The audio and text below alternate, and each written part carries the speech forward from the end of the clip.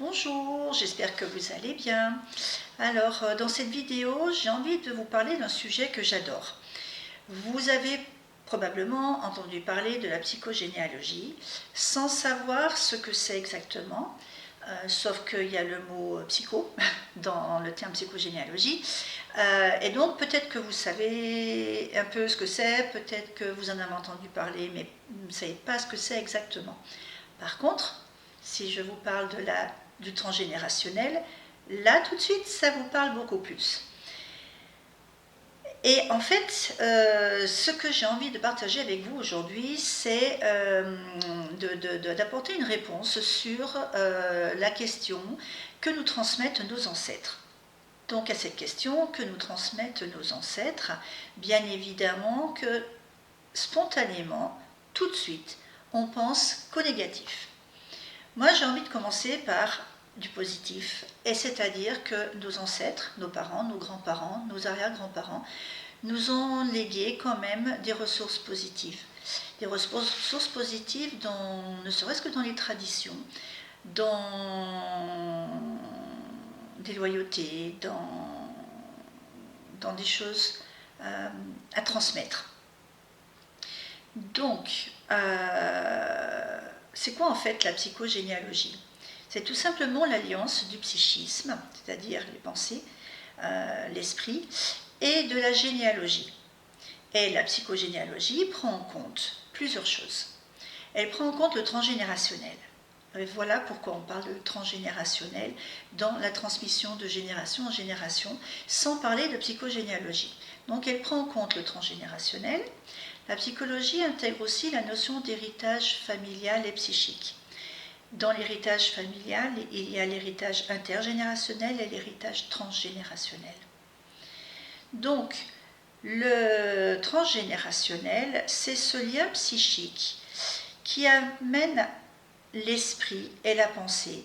Et donc, c'est en lien avec les membres de la famille. Je ne sais pas si vous avez vu ma vidéo précédente sur les constellations familiales et systémiques, mais je parlais de l'importance de la systémie, un membre de la famille qui bouge et qui fait bouger les autres membres de la famille. Donc c'est exactement ça, le transgénérationnel, c'est donc le lien psychique entre membres d'une famille et leurs ancêtres directs ou collatéraux. Les ancêtres collatéraux, c'est par exemple notre mère, notre père avec les oncles et les tantes, et les conjoints des oncles et des tantes. Dans la notion d'héritage familial et psychique, il y a l'héritage intergénérationnel.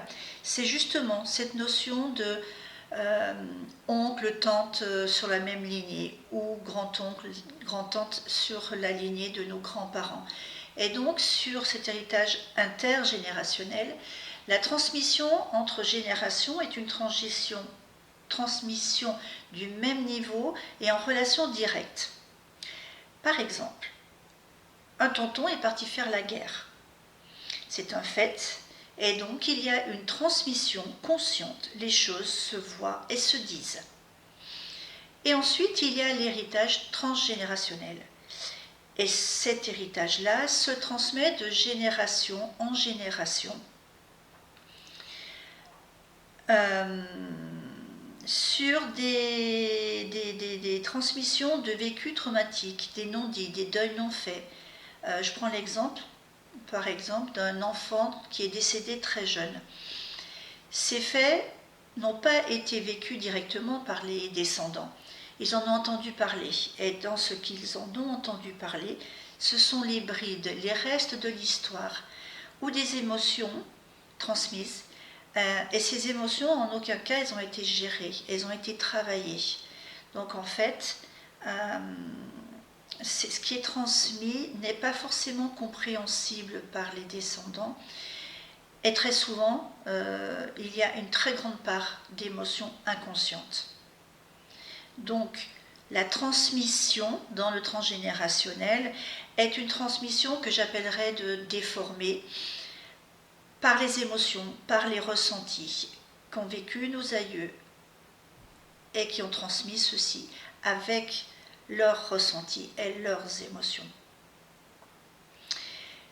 Et puisqu'on est sur la notion de transmission inconsciente, ça nous amène automatiquement vers la notion de l'inconscient. Qu'est-ce que c'est que l'inconscient? On en entend beaucoup parler, on en parle très très souvent. Encore faut-il qu'on sache exactement ce que ce mot inconscient, l'inconscient, qu'est-ce que c'est? L'inconscient, en fait, c'est une zone du cerveau où sont refoulés des éléments difficiles d'une situation vécue. Et en fait, l'inconscient se met en action, on va le dire comme ça, dans une situation compliquée, pour nous mettre en mode sécurité. Et l'inconscient va fixer les émotions liées à ces événements, dans ces événements, et à tous ces éléments grâce au clivage et au déni. Avec le clivage, l'angoisse est déniée, ce qui évite donc ainsi à la souffrance de se manifester trop fortement, et surtout ça évite à se confronter à une réalité trop difficile. Mais l'inconscient s'est mis en place, en route, pour nous mettre en mode sécurité, et en aucun cas le problème a été géré. Donc d'inconscient à inconscient, les émotions refoulées se transmettent ainsi de génération en génération. C'est ce que j'appelle les dossiers non traités. On prend l'image d'une entreprise, vous avez un poste dans une entreprise, vous avez un certain nombre de dossiers à traiter et vous trouvez un autre travail. Donc vous changez d'entreprise. Tous les dossiers que vous aviez en charge n'ont pas été traités. Donc votre successeur va venir prendre votre place et va récupérer tous les dossiers non traités. Et il peut avoir des surprises parce qu'il n'a pas la connaissance de tous les éléments, toutes les informations. Eh bien, dans le transgénérationnel, c'est un peu pareil. Nos ancêtres ont eu des situations à vivre. Ils ont fait comme ils ont pu, et c'est en ça aussi qu'on ne peut pas leur en vouloir. Et dans ce qu'ils ont pu, il y a la notion de je transmets les émotions, des ressentis, des non-dits, des actes non faits, que l'on peut regretter après, plus tard. Un élément qui je trouve extrêmement important à avoir à l'esprit, c'est que l'inconscient n'a aucune notion de temporalité.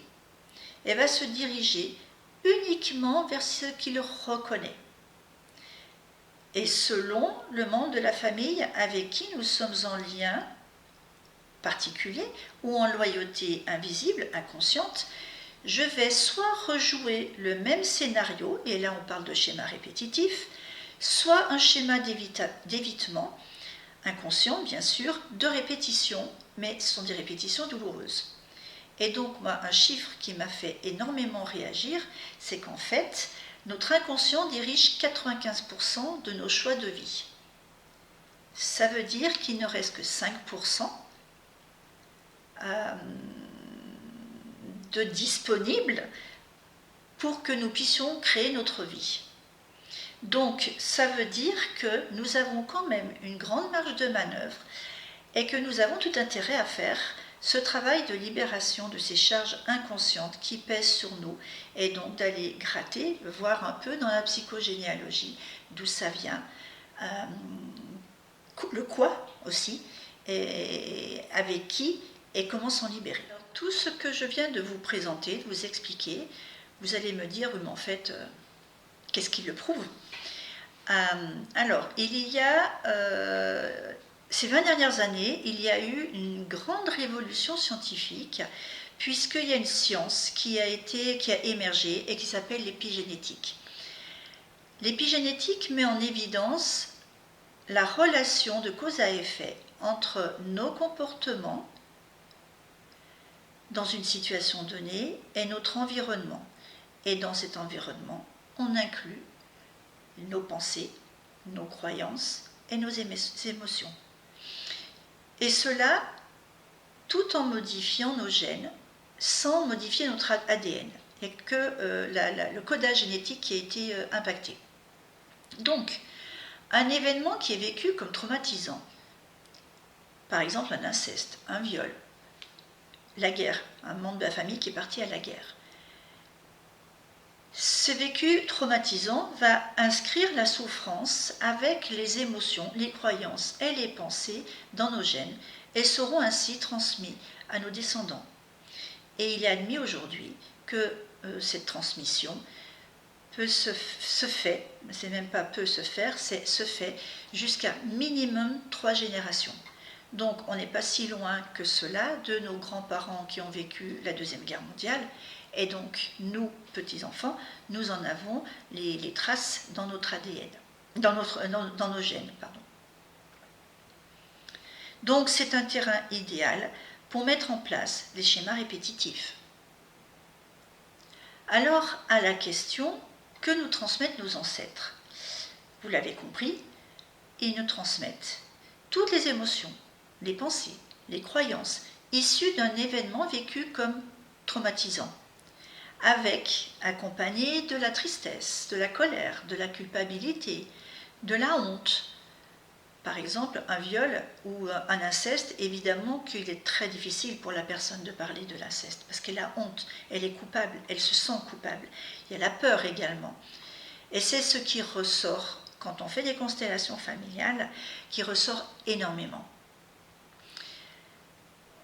Et ce qui est valable pour nos ancêtres l'est aussi pour nous.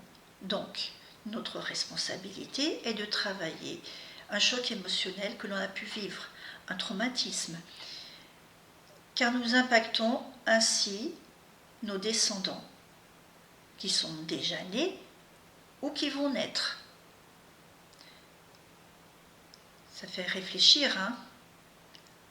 On était loin de s'imaginer que simplement en mettant un peu sous le tapis une problématique qu'on n'a pas voulu traiter parce que ça a généré des émotions, des ressentis avec de la peur, de la colère, de la culpabilité, de la tristesse, le sentiment de ne pas être à la hauteur.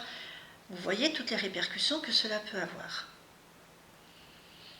En tout cas, je vous remercie pour ce visionnage. J'espère que la vidéo vous a plu.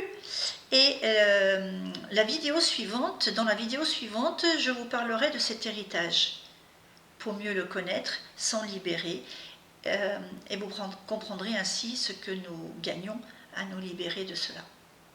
Alors à bientôt et surtout n'oubliez pas un clic pour vous abonner parce que malheureusement ça fait partie du jeu.